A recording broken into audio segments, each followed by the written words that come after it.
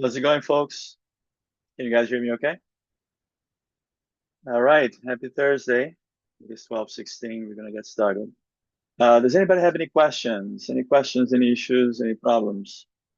Anything at all? Life is good?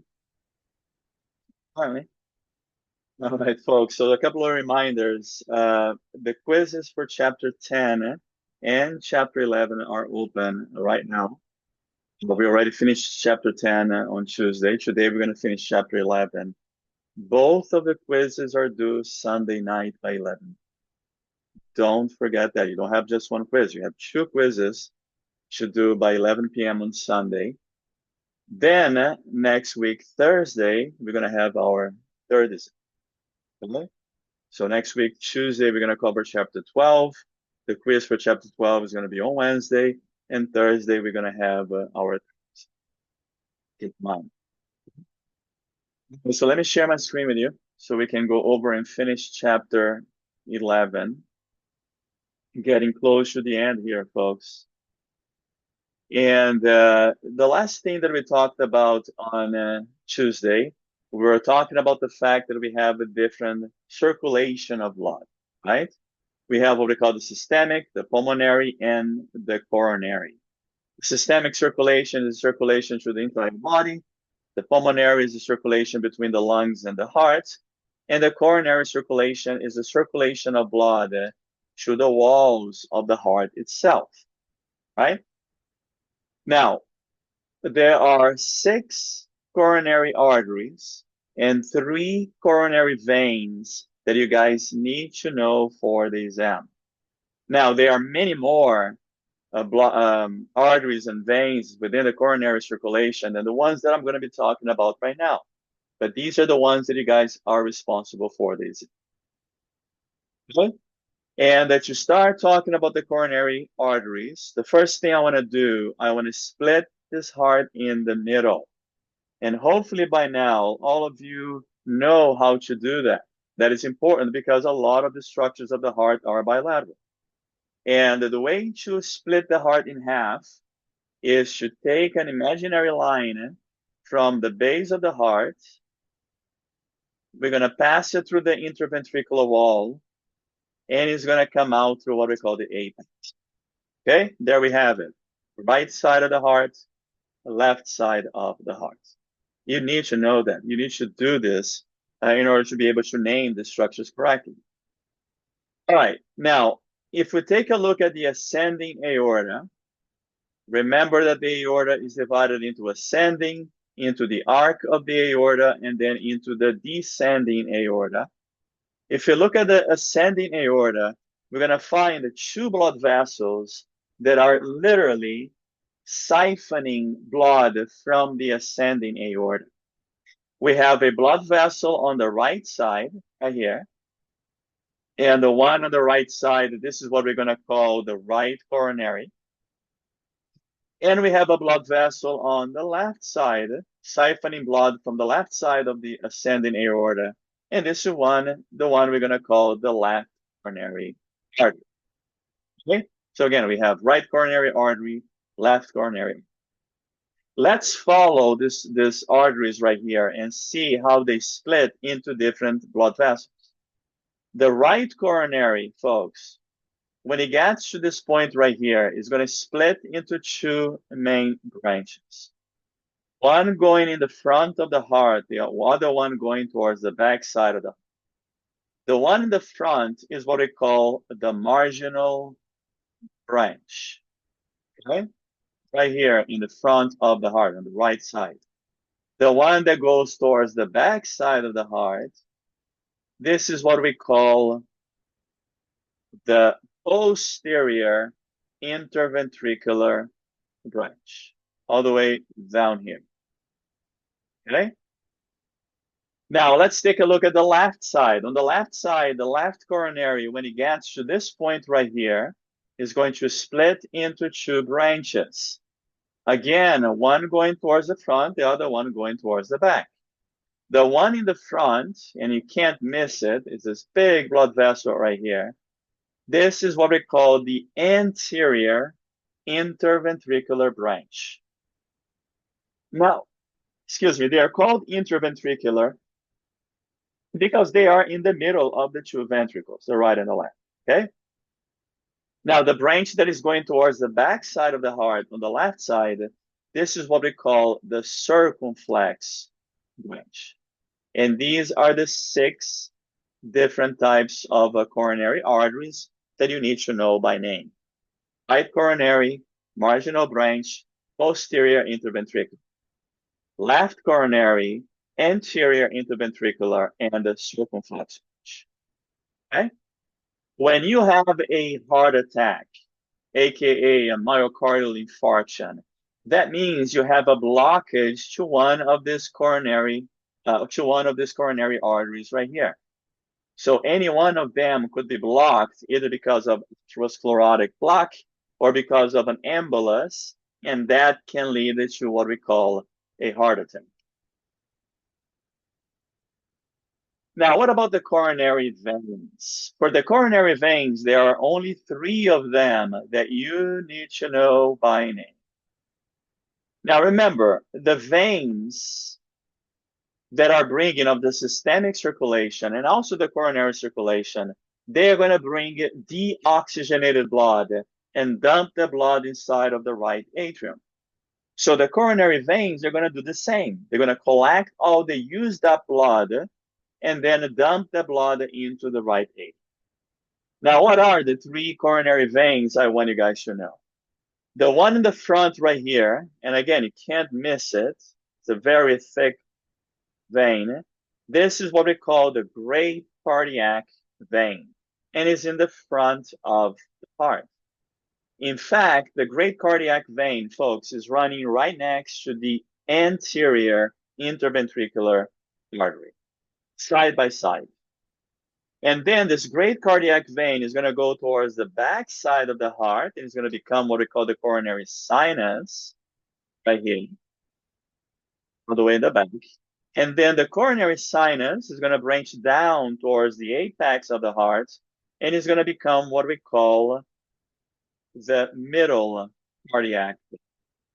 And these are the three coronary veins that you guys need to know for this end. A cardiac vein, coronary sinus, the middle cardiac vein. By the way, the middle cardiac vein is running right next to the posterior interventricular artery, side by side. Okay, so let's watch this little video here that is going to talk a little bit more about myocardial infarction and a treatment for a myocardial infarction, which is called a coronary angioplasty, which is different than a bypass. We're going to talk more about a bypass later.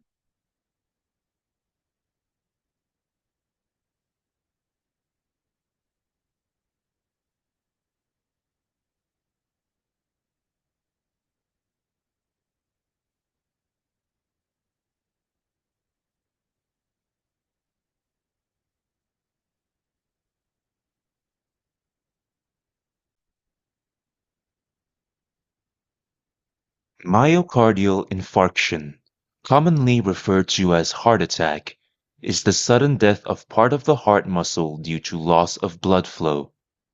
This occurs when one of the coronary arteries, the arteries that supply blood to the heart, is blocked. The blockage is commonly due to atherosclerosis, cholesterol plaques or fat deposits on the wall of blood vessels. As the plaque builds up, the vessel becomes narrow, restricting blood flow. Under stress, the plaque may rupture.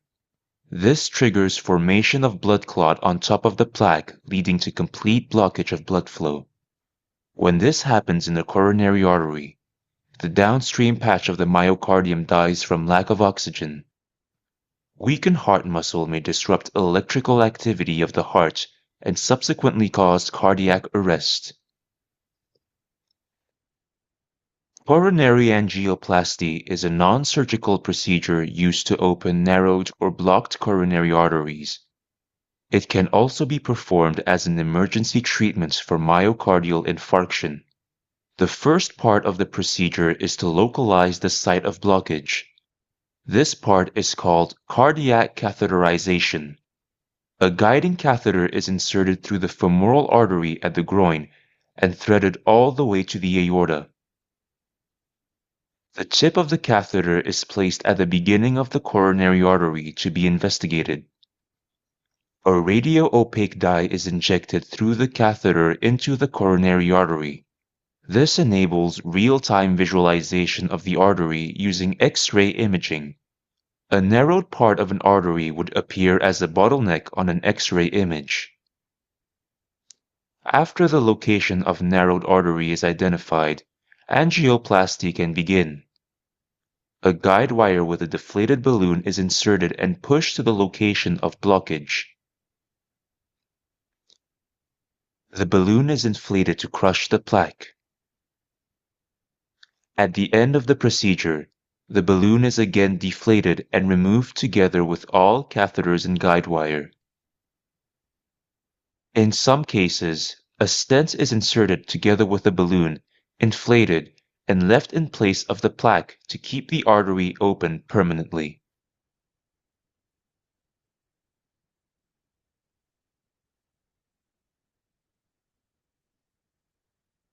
Any questions?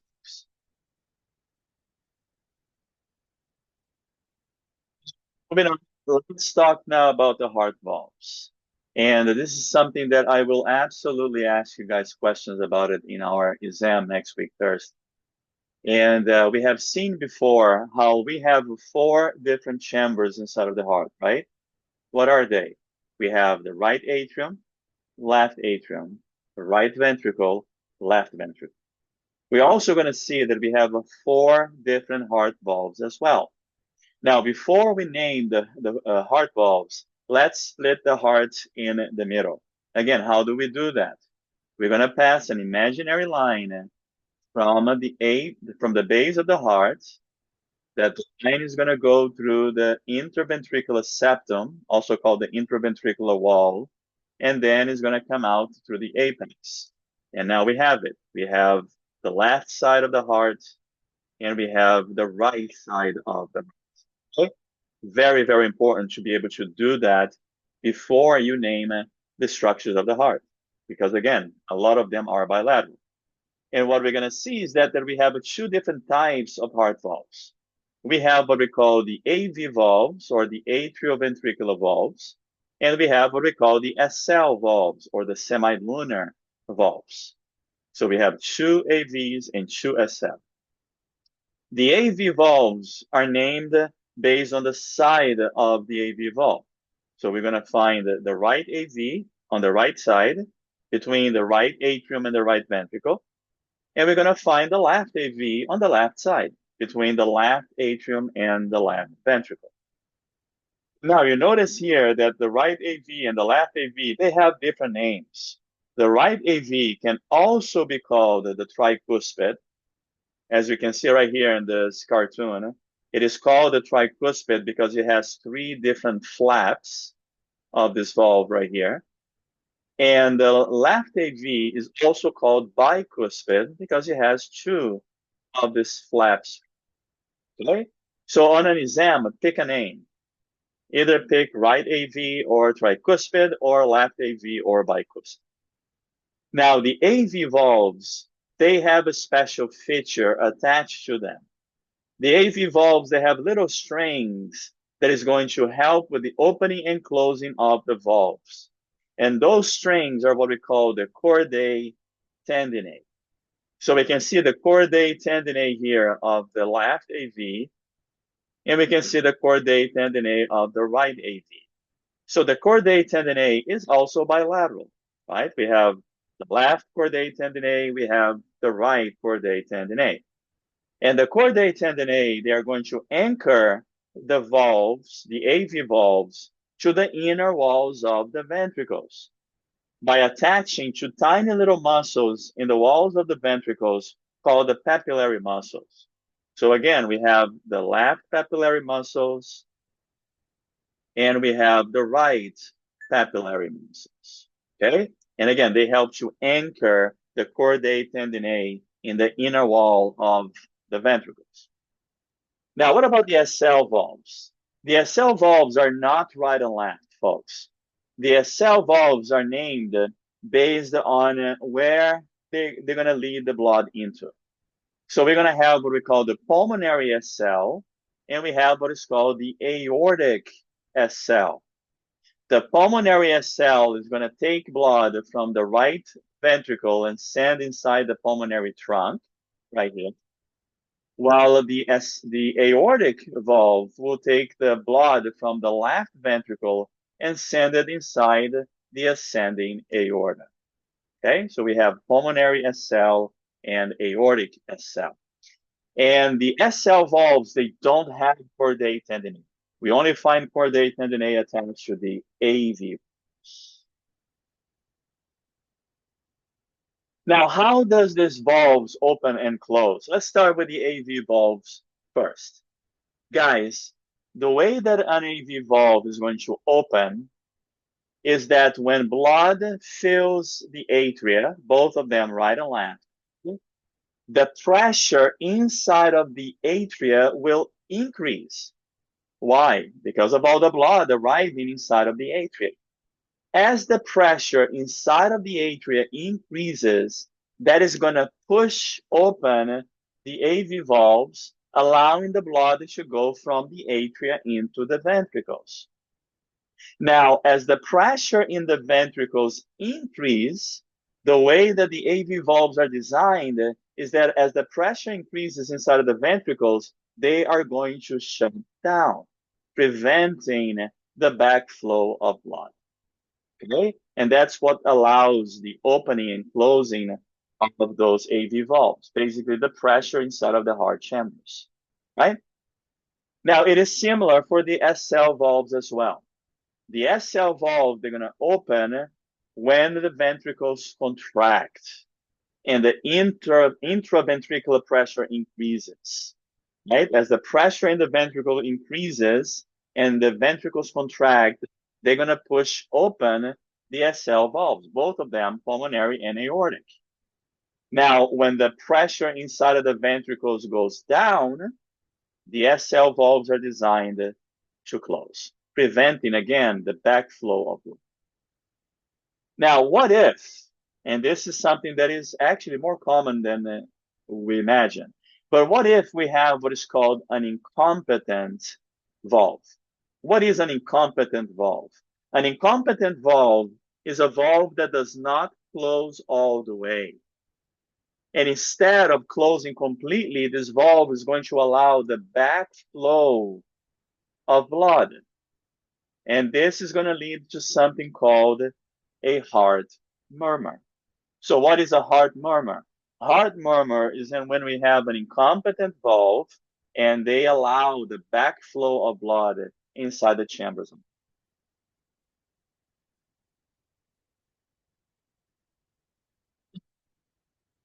We all know, I'm sure of that, we all know that our heart beat on its own. I don't know if you guys ever seen, I don't know, maybe you have watched on YouTube a cardiovascular surgery, or open heart surgery. Or maybe you have seen an animal being sacrificed so we can eat them, like a cow or a pig or a chicken. And when you remove the heart of an animal that has just died, the heart is still beating. Outside of the chest, the heart is still beating. Okay? How does the heart beat on its own? The reason why the heart can beat on its own, because inside of the right atrium, there are very special cluster of cells called the natural pacemaker cells. And these little cells are very special. How are they special? They are special because they can generate their own action potential. And I don't need to explain to you what an action potential is or what an action potential does. All of you guys have PhDs in action potential by now. You're experts on it. Okay? We know that action potential is an electrical impulse. And that action potential, as it spreads through a muscular cell, a muscle cell, is going to lead to the contraction of that cell. Now, what I'm telling you is that independent from the brain, the little cluster at the top of the right atrium called the sinoatrial node will send the action potential in a very specific rhythm, which is going to give the rhythm of our heartbeat. And this is why we can go to bed at night and sleep, and we don't have to remember to beat our heart because the heart is going to beat on its own. Okay? Now, you can see the arrows that are coming off the sinoatrial node. These are representing the action potential that is spreading through the atria of the heart, both of them right and left. And then right below the sinoatrial node on the right atrium, in between the right atrium and the right ventricle, we're going to find another node called the AV node or the atrioventricular node. So now the action potential that initiates in the sinoatrial node is going to spread to the AV node. And then the AV node is going to take this action potential and is going to send it through different nerves inside the ventricular walls. The first section of that nerve right here is what we call the bundle of His. Again, this is a nerve branching off from the AV node. From the bundle of His is going to split into two nerves, and these are what we call the bundle branches. So we have the left bundle branch, we have the right bundle branch, and then the bundle branch, they're going to go all the way towards the apex of the heart, and now they're going to become what we call the Purkinje fibers. Okay, so we have the left Purkinje fibers, we have the right Purkinje fibers. And this is how the action potential is going to spread through the entire wall of the heart. And I want you to notice something here, though. I wanted to notice how the spread of the action potential follows the contraction of the heart. The heart is going to initiate the contraction where, folks? Right here at the atria. So the atria will contract first, squeezing blood into the ventricles. Then, now the ventricle walls are going to contract, and that's going to push the blood into the pulmonary trunk or into the ascending aorta. Okay. Now, what if there's something wrong with the sinoatrial node and it's not working properly? It's not sending, regular signals, regular action potential. Now that individual is going to be implanted with a artificial pacemaker.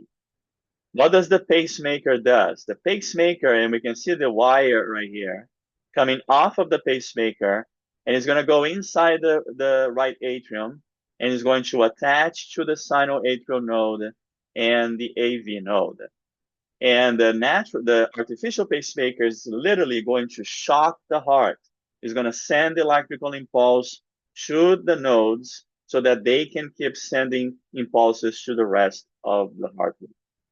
Okay. I said, guys, so let's see now what happens in a single heartbeat. And a single heartbeat happens quite fast. It's about 0.8 seconds. And when we look at what's happening in a single heartbeat, we're going to take a look at what we call an ECG. And an ECG stands for an electrocardiogram. Another name for an ECG is an EKG. They mean the same thing. Okay? Now, what is an EKG or an ECG? An ECG measures our cardiac cycle.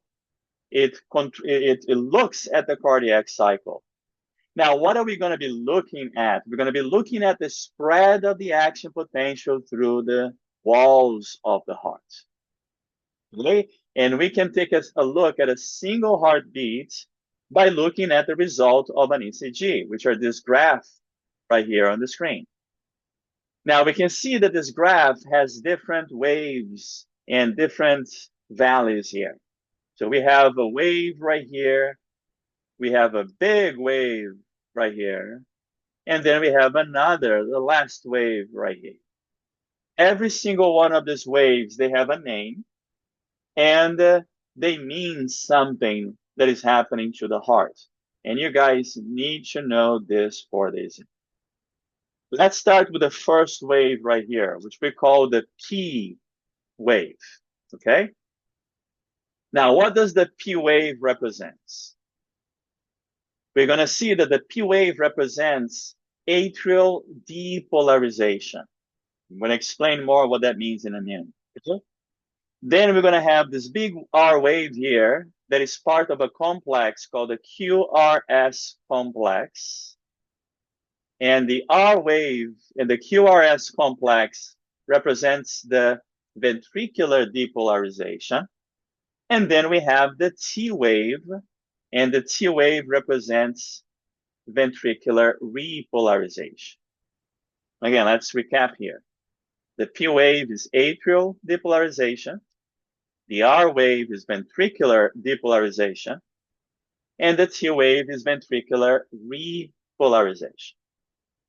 Now, let's backtrack here just for a second and understand what depolarization means and repolarization.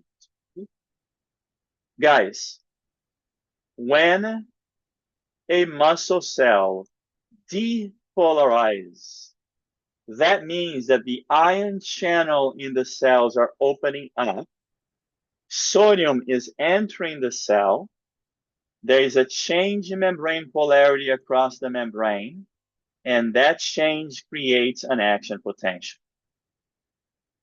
Okay, so the depolarization of a skeletal muscle cell or a cardiac muscle cell leads to the formation of action potential. And what comes after action potential in a muscle cell? The muscle cell will contract. So we need to have depolarization first in order for contraction to happen. So after atrial depolarization, we're going to have atrial contraction. Okay?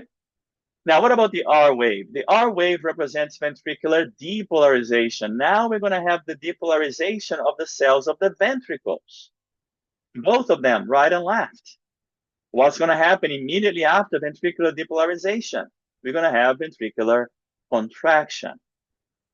And finally, the T wave represents ventricular repolarization. What is repolarization? First of all, repolarization is when the ion channels close, the potassium channels open, reestablishing the resting membrane potential. So now the cell goes back to rest. And after repolarization, a muscle cell will relax. So guys, this is the sequence. Depolarization, contraction. Repolarization, relaxation. Again, depolarization, contraction. Repolarization, relaxation. Now, I want you guys to take a hard look right here and tell me what is missing from the ECG.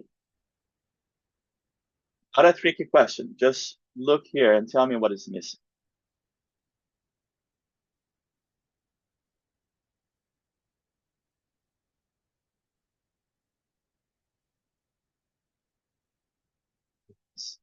What, The doc- atrial polarization? atrial repolarization, absolutely, right? I mean, we see ventricular both depolarization and repolarization. Where is the atrial repolarization? It doesn't exist. It does exist. Otherwise, the atria could not relax. But the thing is, we don't see atrial repolarization in an ECG because it happens almost at the same time as the big QRS complex. It happens, but we don't see it with the ECG. The ECG can't pick it. Because again, if there was no atrial repolarization, the atria could not relax. Any questions?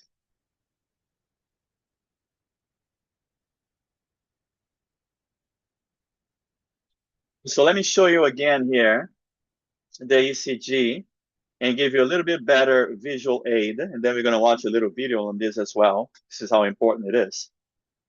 And I want everybody to notice here, the yellow is showing depolarization of the membrane, okay, of the cells. Red represents repolarization of the cells. So yellow is depolarization, red is repolarization. And we can see right here in the first step of the ECG that when we have the P wave, we have atrial repolarization starting right there at the SA node.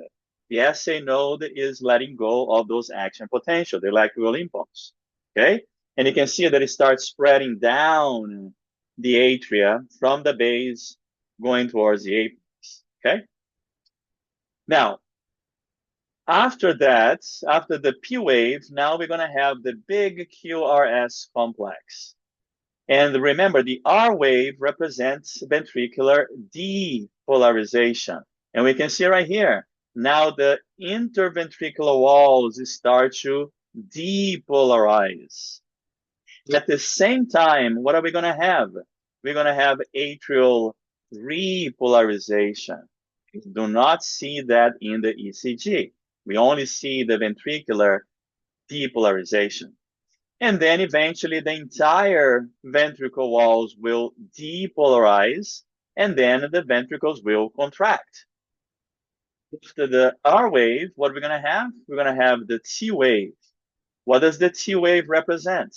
The T wave represents ventricular repolarization. We can see here, starting at the apex of the heart, the ventricular walls start to repolarize, and then it spreads through the entire ventricular wall, and now the ventricles can release. Watch this little video, this little animation here. Experience more with Atmos Rewards.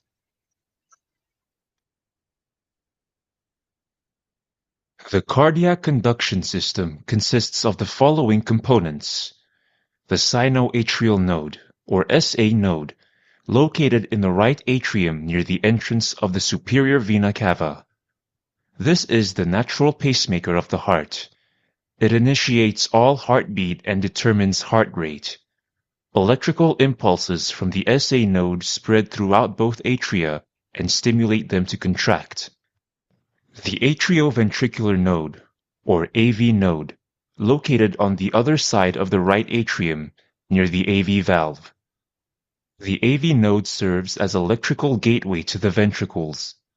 It delays the passage of electrical impulses to the ventricles. This delay is to ensure that the atria have ejected all the blood into the ventricles before the ventricles contract. The AV node receives signals from the SA node and passes them onto the atrioventricular bundle, AV bundle, or bundle of His.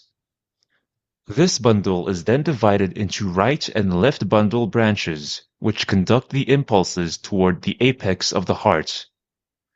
The signals are then passed onto Purkinje fibers, turning upward and spreading throughout the ventricular myocardium. Electrical activities of the heart can be recorded in the form of electrocardiogram, ECG, or EKG. An ECG is a composite recording of all the action potentials produced by the nodes and the cells of the myocardium. Each wave or segment of the ECG corresponds to a certain event of the cardiac electrical cycle. When the atria are full of blood, the SA node fires, electrical signals spread throughout the atria and cause them to depolarize. This is represented by the P wave on the ECG. Atrial contraction, or atrial systole, starts about 100 milliseconds after the P wave begins.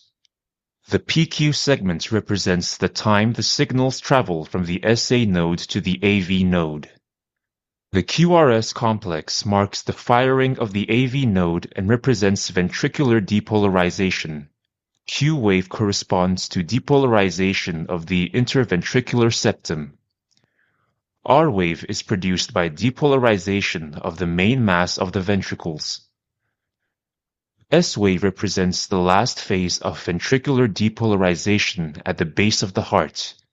Atrial repolarization also occurs during this time, but the signal is obscured by the large QRS complex. The ST segment reflects the plateau in the myocardial action potential. This is when the ventricles contract and pump blood. The T wave represents ventricular repolarization immediately before ventricular relaxation, or ventricular diastole. The cycle repeats itself with every heartbeat. Any questions? Um, what happens when you have like a prolonged QRS? There are several things that can happen. It depends on the individual itself. Sometimes people might not notice at all that there is prolonged of the QRS complex. Keeping in mind the QRS complex, this is when we have the depolarization of the ventricles, right? The entire ventricular mass, the ventricular walls. It could, again, it could delay the process of ventricular repolarization because of that extended time of the QRS complex, which means that it could delay the process of relaxation of the ventricles and the refilling of the blood inside of the ventricles. So it could throw off the entire rhythm of the heart. It depends. It depends really how fast, how delayed the process is. Any other questions?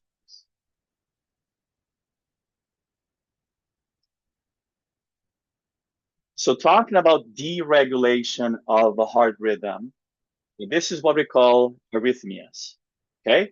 Now we can see right here on the top side of the screen, and we can see a normal ECG, which is of a normal individual, a healthy individual with a healthy cardiovascular system. And we can see all the different waves, the Q wave, the QRS complex, the T wave, side by side, each one of them representing a single heartbeat. Now, there are several different types of arrhythmias, several, depending on what the issue is with the heart.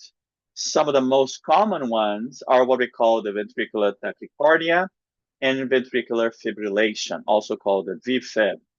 And probably the VFib is one of the most common ones. Ventricular fibrillation is when we have this uncoordinated quivering and erratic action potential happening in different places at the same time within the ventricular walls. Okay. Now we could have atrial fibrillation as well. So instead of being ventricular fibrillation, we could have atrial fibrillation, in which this is happening not in the ventricles, but in the atria. And again, what you can see here is that we have all this uncoordinated, erratic quivering of different action potential, different contractions happening on the walls, instead of having a coordinated movement, coordinated path for the action potential. Now, when you have a VISC, your heart is not beating. Your heart is quivering, which means that it's not pumping blood through the body. So that patient is in serious problem. VFib, it can kill an individual. Okay? An immediate treatment for VFib is to use what is called an AED, or automated external defibrillator. And an AED, and you guys might have seen this around because now it is a state law that every place that you have a certain amount of people that are gathering, like schools and malls and movie theaters and restaurants, you need to have a certain amount of AED available. And not only that, you also need people that are trained in how to use an AED. And what an AED is going to do if someone is having a VIF is that they're going to put those probes on the chest of that individual, and they are literally going to shock the heart and stop the heart from beating. Yes, you heard it right. You're going to stop the electrical impulses going through the heart because you want to stop this right here. You want to stop all this erratic quivering of the heart. Then after you shock the heart, now you're going to do CPR and you're going to massage the heart and cross your fingers and pray that the heart is going to start beating again on its own at a regular normal interval. Okay, that's what a AD is. Just moving on, let's talk about the heart sound. And you know, all of you, I'm sure you have been to your doctor before, or you have taken your kids to the doctor. One of the things that the doctor is going to do when they are examining you, they're going to take the stethoscope and then they're going to take the diaphragm of the stethoscope and just move around, right? He's going to move around on your chest, he's going to move around on your back. And the doctors are listening, listening to your lungs, and they are listening to your valve, your heart valves. And we can see right here, we have this, the position of the heart valves. So this is the anatomical position of the heart valves. But then we have the auscultation sites for each one of the valves, in which the doctor is going to put the diaphragm in those positions in order to be able to listen to each one of the valves. What is the doctor listening to? It is listening to the proper opening and closing of the valves to make sure there is no heart murmur, to make sure that none of the valves are incompetent, and then we have a backflow of blood. Okay? Now, we all know that our heart makes a very unique sound. It is what we call the lub dub sound, right? It's always doing this lub dub, lub dub. So the first sound, the louder lub, which is more prolonged sound, is also what we call the S1. And contrary to what a lot of people believe, our heart sound is not due to the contraction of the cardiac muscles. No, the heart sound is made by the closing of the valves, folks. The S1 sound, the lub sound, is due to the closing of the AV valves, the right and the left at the same time. The dub sound, which is more faint and shorter, this is due to the closing of the SL valves. So this is how it goes. You go lub.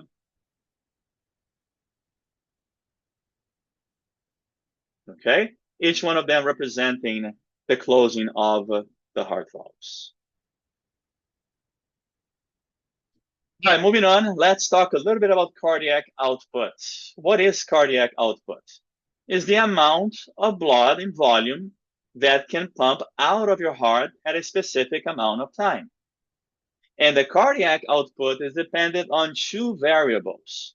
It is dependent on what we call the heart rate, how fast or how slow your heart is beating, and it is dependent on the stroke volume.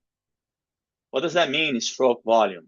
The amount of blood that it pumps out of your heart when the ventricles contract. Okay. One is the rhythm of your heart. It is fast or slow. The other is the volume that your ventricles can hold. Now, in a resting adult, we have around 75 beats per minute. And on average, there is 7 mLs of blood per beat. So if you do the calculation here, it comes out to about a 1.4 gallons of blood per minute, which is going to come out of the heart when the heart contracts.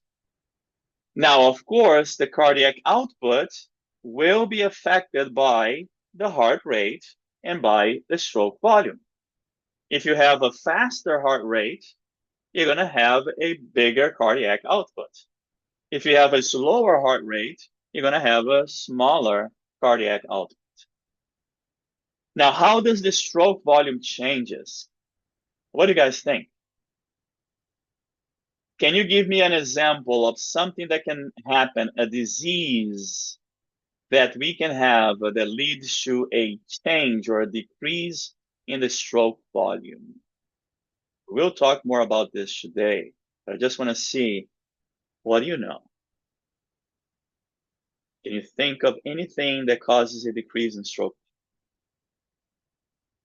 Would something like thrombosis in the system, like some sort of clotting, affect the stroke volume? Clotting where? Like before it would enter the heart. I mean, I would assume, anywhere. So I guess, the blood clot or narrowing of a blood vessel, especially blood vessels that are bringing blood uh, into the ventricles, right? Actually, more specifically, into the atrium that then is going to lead into the ventricles. That could lead to a decrease in stroke volume. And I'm But thinking of there's it from the perspective of like pressure, intraventricular pressure, if that would adjust it, the stroke volume. absolutely could happen. But there's something else that is even more poignant, and something else that is even more obvious that will lead to a decrease in stroke volume. Because remember when we talked about, I had that picture in which I sliced the heart into a cross section, and then we looked at inside the ventricle, right? And we saw the thick ventricular wall, and we also looked inside of the right ventricle as well, and we saw that it's much thinner walls. And and we established the fact that the left ventricle has a thicker wall, so that it has more pressure to pump blood all over the place, right? But what if your heart is working harder, and the heart is a muscle? What happens when we work out a muscle, guys? The muscle becomes bigger, thicker, right? So if the heart is working harder, we can imagine that the wall here of the left ventricle becomes thicker, which means what? Which means that the left ventricle space, the chamber, becomes smaller. This is called hypertrophy of the heart. And hypertrophy of the heart is due to hypertension, high blood pressure, which is something that we will talk more about today. Okay? One of the huge problems associated with hypertension is the fact that hypertension can lead to hypertrophy of the ventricles. And that is going to decrease stroke volume because now the chamber is smaller. Okay? Guys, moving on. Now, I mentioned the fact that our heart beats on its own. And we all know that. It is a fact. The SA node can generate its own action potential and then lead to the spread of the action potential and contraction of the heart. But I do want you to understand that our brain does have a level of control over the heart rate.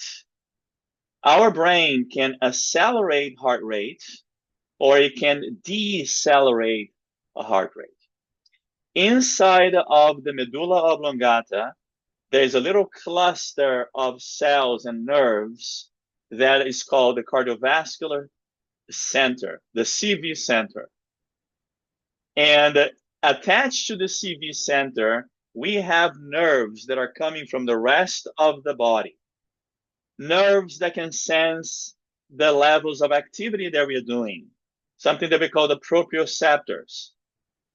Nerves that can detect the chemistry in our blood, nerves that can detect the pressure inside of our blood vessels, of the arteries. And those nerves, those receptors, they are going to feed the information to the CV center of the brain. Let me give you an example, an actual example. Let's say that right now, we all stand up and we start jogging in place. What's going to happen to our heart rate, guys? We know it's going to go up. Every time that we exercise, our heart beats faster.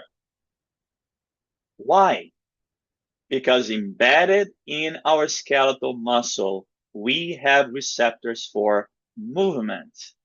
And that information is going to be sent all the way to the CV center in the brain. And the CV center will take that information and send it through what we call the cardiac accelerated nerves. And the cardiac accelerated nerves are directly connected to the SA and the AV node. And they are going to increase the rate of spontaneous depolarization of the SA and the AV node, leading to an increase in the heart rate. It's going to lead to the acceleration of the heart rate. What happens after we eat a meal? We know that after we eat, we get sluggish, right? Now we go into the rest and digest mode instead of the sympathetic. Now we're going to go to the parasympathetic response. And that's going to lead information to the CD center of the brain, which now is going to send information through one of the 12 cranial nerves called the vagus nerve. And the vagus nerve is, again, directly connected to the SA and the AV node. And they're going to cause the decrease in the depolarization of the SA. And that leads to a decrease in the heart rate.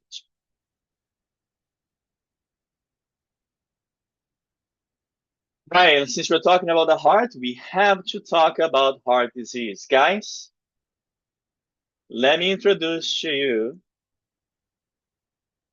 the number one killer in developed countries. Number one, heart disease, heart condition, heart problems. But what I want you guys to understand, and this is something that is not really well advertised. Oftentimes, when we talk about heart disease, we think there is something wrong with our heart itself. And let me tell you, 90% of the time, there's nothing wrong with your heart. There's something wrong with the blood vessels that feed blood to your heart. There's something wrong with your coronary circulation.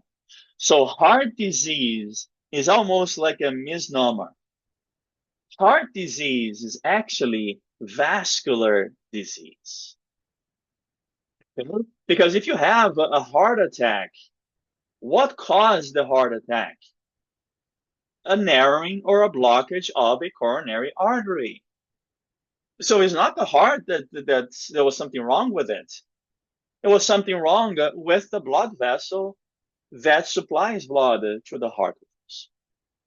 Okay, and the number one culprit here on heart disease is the formation of atherosclerotic plaques.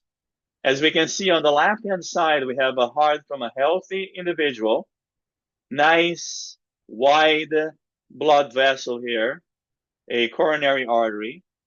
Now take a look at this blood vessel here on the right, folks.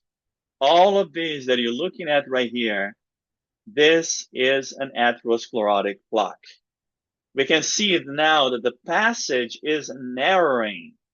It could come to a point in which this plaque is this big and your passage is just this amount. This already going to cause severe problems to your heart function because of the decreased supply of blood to the section of the body. Okay, so this is where angioplasty comes to help. This is where, if you can't do an angioplasty, what are you going to have to do? You're going to have to do a coronary artery bypass, which is an open heart surgery. And like the name says, you're going to take a vein from your leg, saphenous vein, and you're going to take that vein, you're going to suture to the aorta or to some other blood vessels that are branching off the aorta, and then you're going to tie this to a coronary artery beyond the blockage to reestablish the supply of blood to that region of the heart. Again, that's what we call the coronary artery bypass. If an angioplasty cannot solve this situation, if the narrowing, if the amount of plaque that you have in your coronary arteries is too much. Any questions?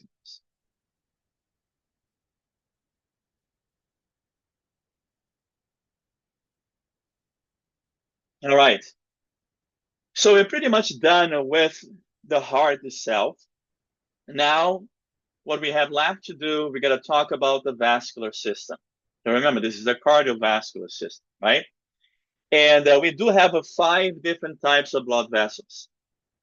We have the arteries, arterioles, capillary, venous, and veins. And the way that the blood flows through them exiting the heart is in this sequence right here. So when the blood comes out of the heart, it's going to go into the artery. And then from an artery, that blood is going to enter the arteriole. From the arteriole, the blood is going to enter the capillary. And the capillaries are very important because this is the site of exchange of gases, nutrients, and gas and waste. Okay. No other place in the vascular system we're going to have the exchange of gases, nutrients, and waste. Only at the capillaries. From the capillaries, the blood is going to go into what we call the venues. And from the venues, the blood is going to enter the veins and eventually return to the heart in the right atrium of the heart. Okay? Now let's see what makes these blood vessels. And most blood vessels, with the exception of the capillaries, but most of the blood vessels are made of 3 different layers: an inner layer, a middle layer, and an outer layer. The inner layer is what we call the tunica intima. The middle layer is called the tunica media, and the outer layer is what we call the tunica externa. Okay, again, making the walls of the blood vessels. The only exception are the capillaries, because the capillaries, they only have one single layer. And that one single layer is made of 1 cell thick. So you can imagine how thin a capillary is. Why? To allow the exchange of gases, nutrients, and waste. Okay? So let's see what an artery, a vein, and a capillary looks like. And there's a couple of things that I want you guys to differentiate between an artery and a vein. Everybody look at this. One of the things that I want you guys to notice, the difference between an artery and a vein, is the fact that arteries have a thicker layer of smooth muscle than the veins. Why is that? Well, that is because the arteries need to pump blood all over the body. So it needs that extra strength, that extra pressure.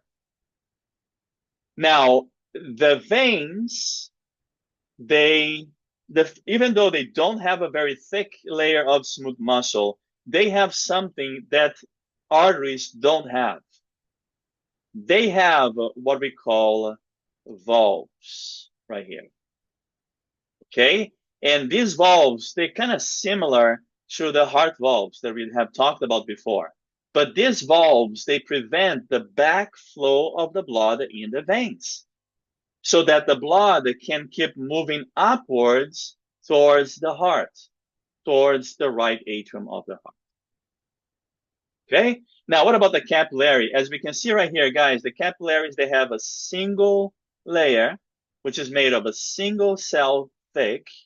And the purpose of that, the reason for that, is so that we can have the exchange of gases, nutrients, and waste with the tissue.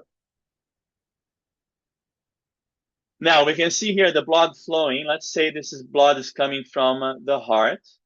Now it's going to enter the arteries. From the arteries, it's going to enter the arterioles, which is this section right here. From the arterioles, it's going to enter the capillary. From the capillaries, now the blood is going to go into the venues. And from the venues, now the blood is going to go into the veins. And from the veins, now this blood is going to return to the heart. Okay? And the veins contain valves that we do not find in the arteries. Now, we talked about if we have an incompetent heart valve, that's going to lead to heart murmur. What if we have an incompetent vein valve? That's going to lead to what is called a varicose vein. And we can see here this individual, this vein that is popping out of the skin right here. This is because this vein has an incompetent valve. And due to that incompetent valve, the blood is backflowing and becoming stagnant in this region of the body right here. Now, not only this doesn't look very nice, right? Not very nice to look at, but there's a much bigger problem having an incompetent valve. And the bigger problem is the fact that every time that we have a blood that is slows down or blood that is going to pool in one place, we can have the formation of a blood clot. Now imagine that this blood clot is going to go eventually travel to the brain and become a embolic stroke. This blood clot can go to our lungs and go into a blood vessel of the lungs and cause a pulmonary embolus. And those things are deadly. They could be. Any questions, guys?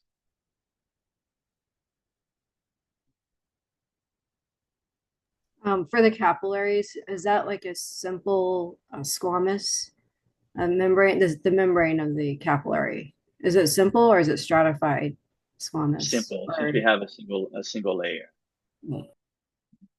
Any other questions? All right. Now there is surgery for this incompetent valve here. The doctors are going to come here and they're going to fix this valve to make sure that they are closing properly. Okay. Right. So now we are at the capillaries. I want you guys to understand what's happening here because a lot of students, I feel, don't really grasp the concept of what's going on here. Guys, let me try to gauge your level of understanding here. Can anybody tell me where in the body do we find capillaries? Where are we going to find capillaries? Give me some places.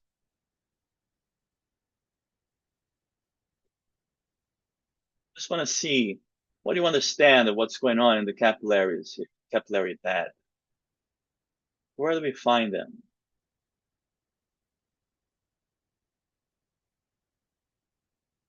Oh, does it ring a bell? Maybe where the lymph nodes are and stuff, like where they need to exchange from arteries to venular areas. Because like don't the lymph drains go in between the capillary beds and stuff like that to collect interstitial fluids? This is actually something different. We're going to talk about the lymphatic system, and that's going to make more sense, but this is a good guess. Guys, capillaries are found embedded in every tissue in the body. We're going to find capillaries in our lungs. We're going to find capillaries in our kidneys. We're going to find capillaries embedded in our liver, in our pancreas. Every tissue in the body will have capillaries. What are they doing? The capillaries are bringing in oxygenated blood and blood that is rich in nutrients. And as the blood arrives at the capillary of the tissue, we're going to have this exchange. Oxygen is going to go into the cells of the tissue. Nutrients like glucose, amino acids, etc., is going to go into the tissue. On the venule side of the capillary, what are we going to have? We're going to have CO2 coming in. We're going to have a waste coming in. This is where, again, when I said the exchange of gases, the exchange of nutrients, the exchange of waste between the capillary and the tissue. So I want you to imagine the tissue that is filled with these capillaries going everywhere, bringing oxygen, nutrient, and taking away CO2 and waste. Okay? Now, within the capillary beds that are embedded in the tissues, we're going to find two different blood vessels. We're going to find what we call the true capillaries, and we have what we call the vascular shunt. The difference between the true capillaries and the vascular shunt. Everybody look up here, please, so you understand this. Guys, the vascular shunt is a direct connection between the terminal arteriole and the post-capillary venue. So you can see is a route that is going to take blood from the arteriole directly into the venue without the blood passing through what we call the true capillary, which are these blood vessels that are embedded in the tissue, okay? And the other thing I want to mention is that at the base of the vascular shunts, we have little sphincters right here, at the terminal arteriole end, okay, only, right there. And these little shunts, these are what we call the precapillary sphincters. We know what a sphincter is, right? A sphincter is a circular muscle. When it contracts, it closes the passage. Nothing passes through it. When it relaxes, something can pass right through it. Now, the real question is, what are these precapillary sphincters doing here? And to answer that question, I want to go back when we talked about the fight or flight response. Remember, when we talk about the fight or flight response, right? When we are under stress, immediate stress, our adrenal medulla is going to send the catecholamines, the epinephrine and the norepinephrine. And those hormones, they're going to change our body physiology. Our pupil will dilate. Our heart rate go up. Our respiration rate goes up. There's more blood going to our skeletal muscle, to our brain, to our lungs. Why? So that we can respond to that stressful situation.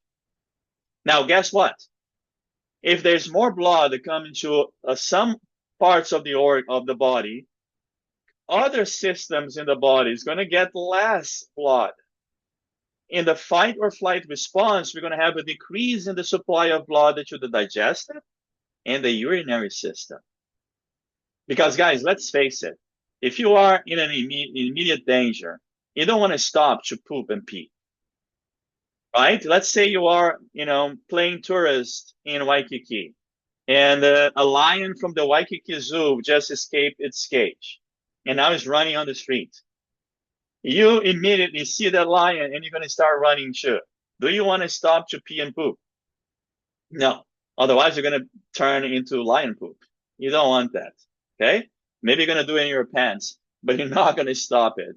But we're going to have a decreased supply of blood to the digestive and the urinary because we don't need those systems at this moment. And this is where those precapillary sphincters come in place. When we are under stress, they are going to close in the digestive system and the urinary system, decreasing the amount of blood going into those tissues so that more blood can go to other parts of the body. Okay. Any questions?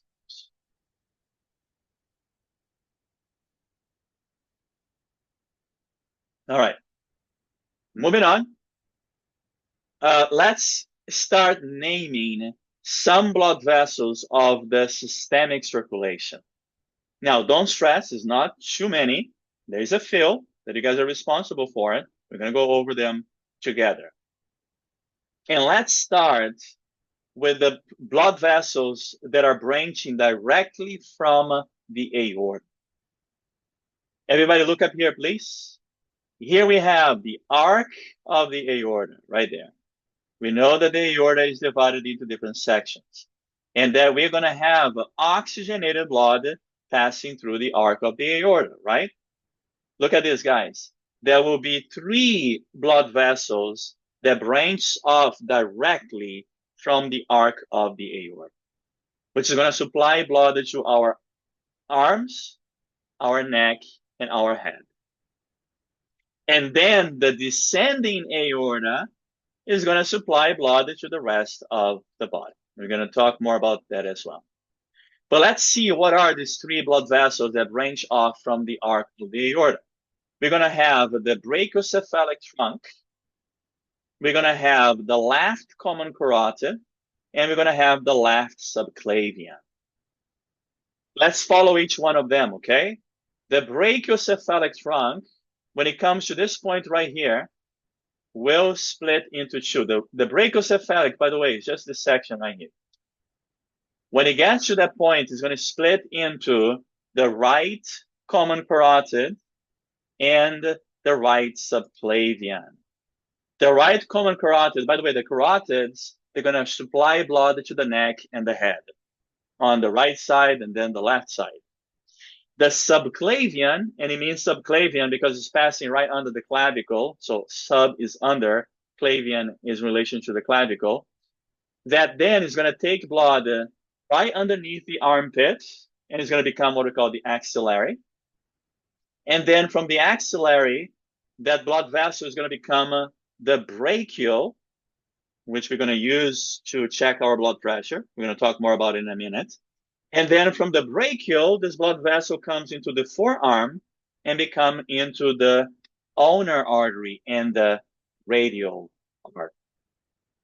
The same is going to happen with the left subclavian as well. So the left subclavian is going to become the left axillary, the left brachial, and then the left ulnar and the radial artery. You need to know the name of these blood vessels. And I don't have to tell you that these are bilateral. Now, moving on, now let's talk about some of the blood vessels that are feeding blood to the abdominal region. Everybody look up, please. Guys, when the descending aorta, as the descending aorta is passing through the thoracic cavity, okay?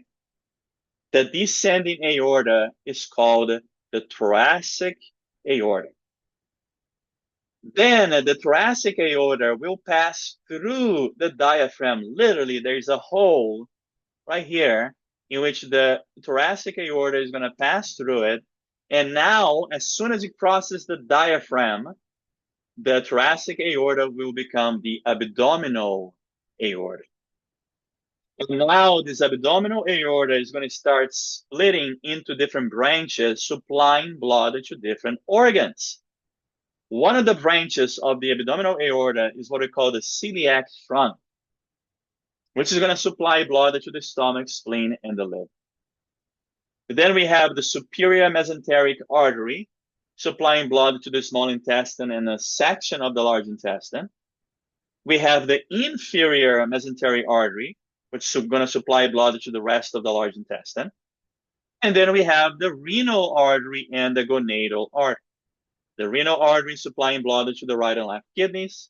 The gonadal artery supplying blood to the right and left gonads, the ovaries and the testes. Okay, so you need to know the name of these blood vessels right here. Now, let's go to the lower part of the body. And everybody look up here. So we can see how the abdominal aorta, when it gets to this point right here, it will split into two branches, going towards the right and towards the left. These are what we call the common iliac artery. And we have two of them, the right and the left, right? All of these we're going to have right and left. Then the common iliac artery is going to split into another two arteries. We're going to have the external iliac artery, which is going to go over the hip, okay, over the hip bone. And we're going to have the internal iliac artery, which is going to pass through the obturator foramen right here. And it's going to end. It's going to stop. It's not going to go any further. It's the end of the internal iliac artery. Now, the external iliac artery will continue into the thigh, into the leg, and it's going to become what we call the femoral artery. Then the femoral artery is going to pass behind the knee, becoming the popliteal artery. And then the popliteal artery runs down the lower leg, becoming the anterior and posterior tibial artery, running right next to the tibia. Are these the only blood vessels in our legs? No, but these are some of the major ones you guys need to know. And again, all of these are bilateral. We have two legs. Now, what about the veins? Don't freak out. there's only two veins you guys need to know, which are the hepatic vein and the hepatic portal vein.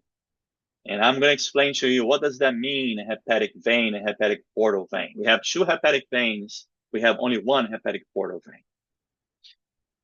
And before we talk about that, let's talk about what we call the special portal circulation.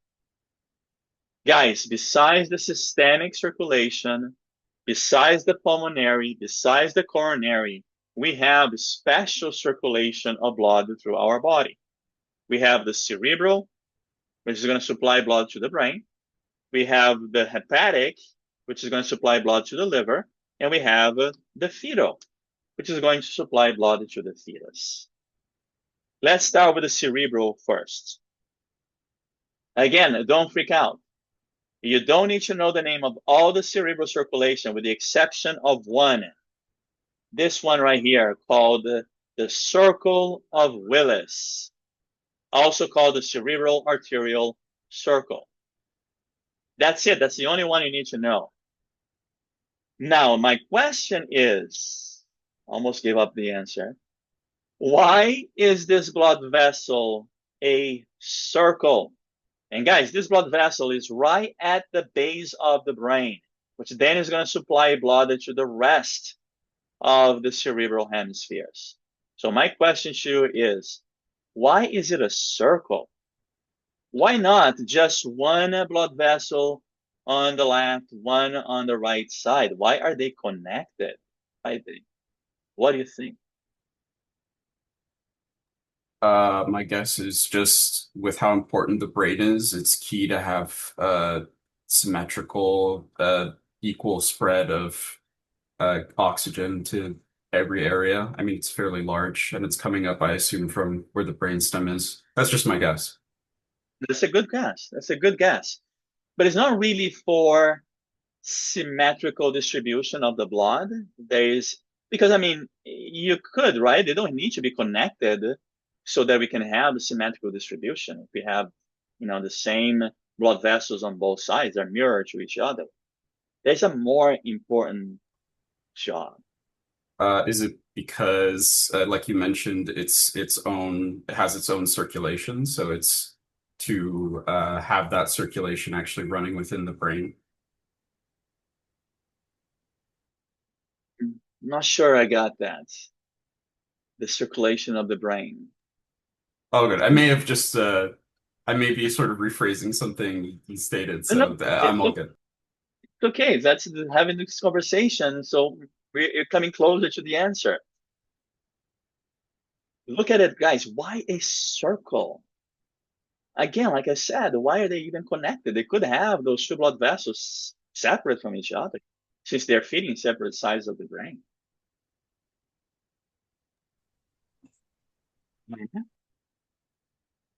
You unmuted yourself. You gave me some hope. Guys, okay, let me ask you this way, okay? Let's say, everybody look up here. Let's say that we have an embolus that got lodged right here on the left side of the circle of Willis.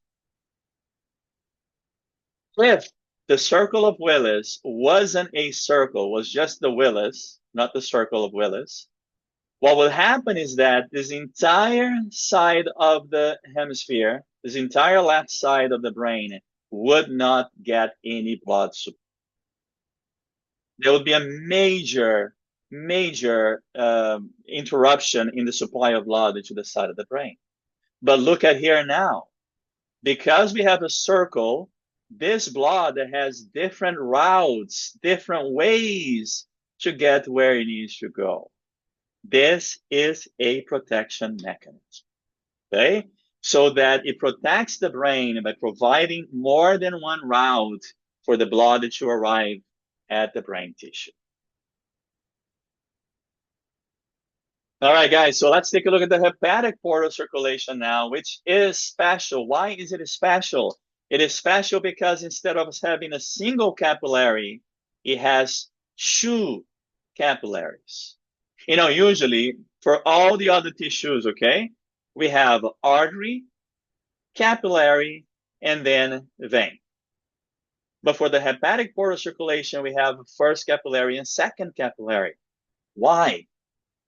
Folks, let's think about this before I give you the answer. Look, imagine all the blood that is passing through our digestive system, okay?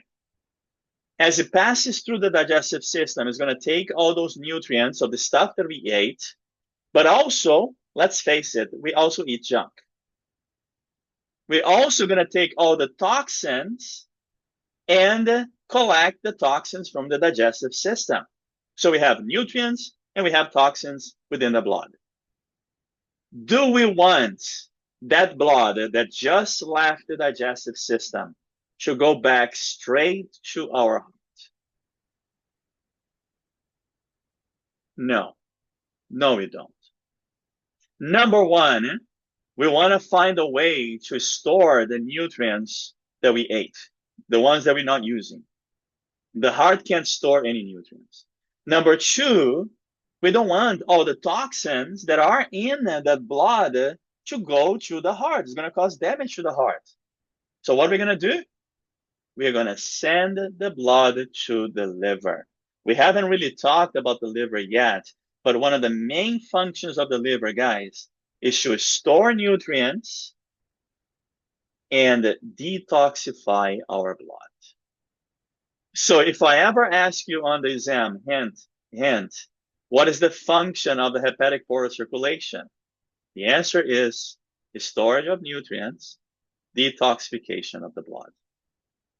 So what's going to happen is that the blood that passed through the digestive system, instead of going back straight to the heart, will pass through the liver first, which is the second capillary inside of the liver. And the vein that connects the first capillary in the digestive system with the second capillary inside the liver is what we call the hepatic portal vein. Now, after the blood passes through the second capillary bed in the liver, now this blood is going to be detoxified, and now is going to go through the hepatic vein as it exits the liver, and then from the hepatic vein is going to enter the inferior vena cava, and then go inside the right atrium. That's what the liver does. It is special because of this second capillary. All right, and finally, what about the fetal circulation, folks? Look, we know that the fetus receives blood, oxygen, and nutrients and remove the waste through the mother. Now, what is actually connecting the fetus with the mother? A tissue called the placenta. So all the blood of the mom goes into the placenta, and then from the placenta, it goes into the fetus. And there are 3 blood vessels that connects the placenta with the fetus. We have one vein and 2 arteries that are wrapped around the veins. Together, they make what we call the umbilical cord. So we can see the umbilical cord right here. The thick one in the middle is the vein, and the 2 smaller ones around it, these are the arteries. Why do we call this one the vein? It is called the vein because it's taking blood from the placenta towards the heart of the fetus. That's what veins do. Why are the other ones called arteries? Because they are taking blood away from the fetus heart towards the placenta. Okay? Now, the heart of a fetus have bypasses that we don't find in a human heart. Why? Let's understand this first, guys. Number one, we know that the fetus is not breathing on his or her own. In fact, the lungs of the fetus are collapsed. They're not working at all. So let me ask you a question then, now that we are experts on the circulation of blood through the heart. If the lung of the fetus is not working, it is collapsed, the fetus is not using it, does it make sense? Pay attention to the question here. Does it make sense for the heart to pump blood from the right ventricle going towards the lungs to become oxygenated? No, no, the lungs are not working. The lungs are not working. So to bypass that, there's a way in which we have a direct connection between the right atria and the left atria of the fetus. Guys, and this is literally a hole in the wall to separate the atrium of the fetus. And this hole is what we call the foramen ovale. The foramen ovale. And what's going to happen? What's going to pass through the foramen ovale? Again, we're going to have blood going from the right atrium of the fetus and then passing directly into the left atrium. Because again, this blood does not need to go to the lungs to become oxygenated. Okay? Now, what's going to happen as soon, a couple of days after the baby is born, what's going to happen is that the pressure inside of the atria will increase. And with that increase in the pressure, the foramen ovale will literally close and become what we call the fossa ovalis. And guys, we can still see the fossa ovalis. We still have the little scar tissue in our heart today, which shows where the foramen ovale used to be. Now, not only we have the foramen ovale that helps to do the bypass in the heart of the fetus, we also have what is called the ductus arteriosus. And the ductus arteriosus is going to connect the pulmonary trunk right here with the aorta. Again, decreasing the amount of blood going to the lungs because there is no point of sending the blood to the lungs to become oxygenated. What's going to happen to the ductus arteriosus after we are born? The ductus arteriosus will shrivel and become a ligament called ligamentum arteriosum. And there's no longer any blood passing through it. Okay? So let's watch this little video here that shows you a little animation, there's different bypasses in the fetus. The Heart Center at Nationwide Children's Hospital is dedicated to the education of patients and families who require cardiac care. Learning how an anatomically sound or normal heart works can help families understand the more uncommon heart diagnoses children may have.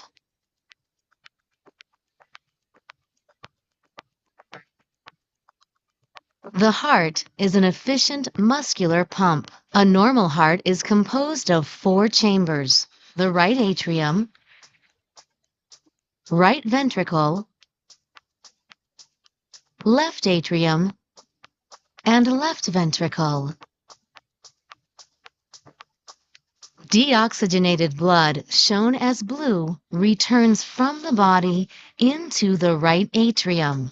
Next, blood moves into the right ventricle, which pumps it through the pulmonary artery to the lungs to be oxygenated. From the lungs, oxygenated blood, shown as red, returns to the heart into the left atrium through 4 pulmonary veins. It then enters the left ventricle, which pumps blood through the aorta to the rest of the body.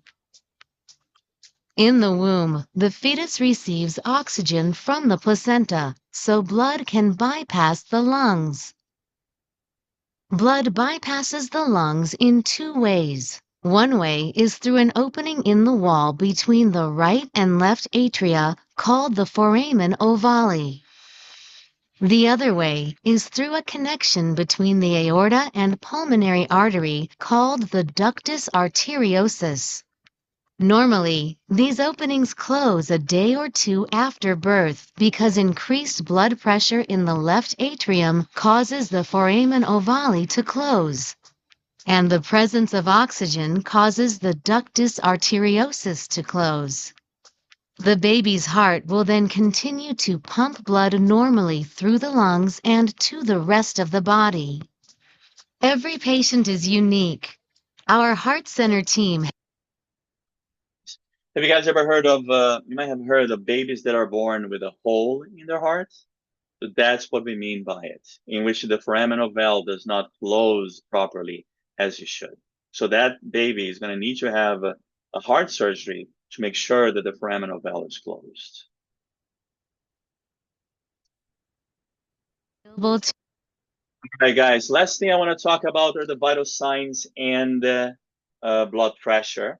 You know, the vital signs, they can be measured or they can be sensed using different superficial arteries that we have in our body, right? And the vital sign is basically checking for our heart rhythm or heart rate.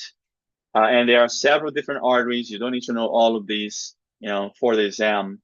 But some of the most common one are the common carotid artery, and also the brachial artery is a very important one, especially because we do use the brachial artery to measure our blood pressure using sphygmomanometer. So let's talk about the blood pressure. And we know that a normal blood pressure, if you ever measure your blood pressure, there are two numbers, right? One on top of the other. And a healthy normal blood pressure is 120 over 80. Now, why do we have these two numbers? Why do they differ? Guys, the number on top, the bigger number right here, this is what we call the systolic blood pressure. What does systolic blood pressure means? Systolic blood pressure is the blood pressure in the arteries when the ventricles contract. Because when the ventricles contract, they push blood out of the heart into the artery. So now if you have more blood into the arteries, the pressure in the arteries are going to increase.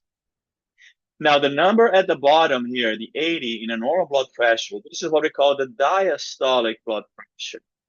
Why is it called diastolic? Diastolic means that is the pressure of the blood in the arteries when the heart relaxes. And now the blood is going to exit the arteries and enter inside of the ventricles, the right and the left. So if you have less blood in the arteries, the pressure is going to go down. Okay? Now, how do we measure blood pressure using this device called the sphygmomanometer? The sphygmomanometer includes a cuff. Inside of the cuff, there is a balloon that we can inflate using a hand pump. And attached to the balloon, we have a gauge that measures pressure in millimeters of mercury, which is the unit of pressure, okay? Now, what we're going to do is that we're going to raise the pressure inside of the cuff all the way to around 150, 160 millimeters of mercury, just to make sure that we completely stop the flow of blood through the brachial artery. Then we're going to take the stethoscope and the diaphragm of the stethoscope, and we're going to put right over the brachial artery. Okay? Now what we're going to do is we're going to let the air out of the cuff, and as the pressure inside of the cuff goes down, and we can follow that in the diagram right here, as the pressure goes down, and now when the pressure inside of the cuff is the same as our systolic blood pressure, we are going to start hearing a sound that is called the Korotkov sound. And the Korotkov sound is a sound of blood struggling to pass through the brachial artery because there is pressure inside of the cuff, right? So when we hear the first Korotkov sound and we look at the gauge here, we're going to get our systolic blood pressure. Now, as we keep letting the air out of the cuff and the pressure inside of the cuff keeps going down, that's going to be a point in which we're going to hear the last Korotkov sound. And the last Korotkov sound is going to be an indication of our diastolic blood pressure. And then we're going to take a look at the needle here, the gauge, and see where that needle is. And that's going to be our diastolic blood pressure. Okay? And the sphygmomanometer is still the best, the most accurate way to measure a blood pressure than any automated devices that we have. Why do we care about knowing our blood pressure? Folks, I'm going to say this in a minute. I'm dead serious. You need to know your blood pressure. I don't care how young you are. I don't care if you run a marathon every month. I don't care how healthy you are. You could have hypertension and you wouldn't know it. because hypertension is also based on our genetics. There's a huge genetic component in hypertension. I am hypertensive. And I didn't find out I was hypertensive until a few years ago when I changed my dentist. And my new dentist, before you start the procedure, they measure your blood pressure. And every time I would go to the dentist, my blood pressure would be elevated. At first we thought, maybe this is because I'm scared. Nobody likes to go to the dentist. But then I start measuring my blood pressure at home. The first thing I do in the morning, measure the blood pressure. That's the most accurate reading. And again, my blood pressure was elevated. So my parents, they have hypertension. I have hypertension as well. Why is hypertension so serious? Number one, hypertension is what we call the silent killer. Why? There are no signs and symptoms. You don't feel anything at all. I know, unless your hypertension is really high, your blood pressure is really high, you're not going to feel a thing. Nevertheless, the hypertension is causing hypertrophy of your cardiac muscle. Remember, that's going to decrease your stroke volume. Hypertension is causing renal failure, is causing damage to the nephrons in your kidneys. Hypertension could lead to a hypertensive stroke, the bursting of a blood vessel in your brain. Hypertension can cause you to go blind by having retinal hemorrhage that can burst the blood vessel inside of your eye. And you wouldn't even know. So make sure, if you don't know your blood pressure is, you should know. You should know. Now, what about hypotension? Hypotension is when we have usually low blood pressure. It's not such as a big issue and not as a spread as hypertension.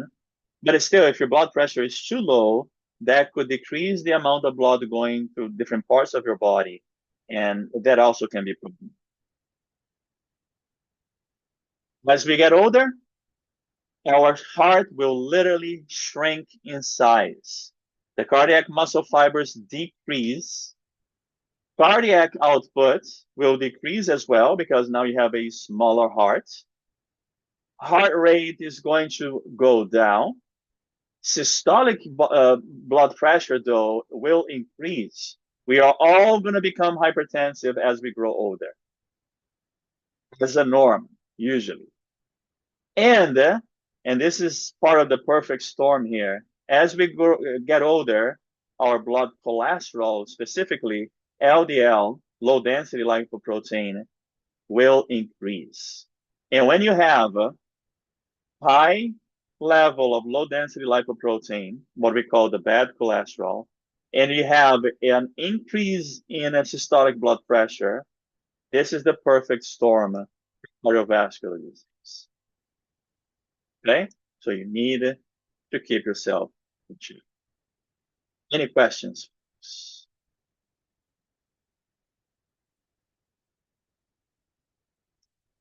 Okay. This is all that we have for this chapter. Again, both quizzes are open now. Make sure you spend some time studying this weekend. Our exam is next week, Thursday. Have a great weekend, and I'll see you guys next week. Thank you. Thank you. Thank you. Bye. Thank you.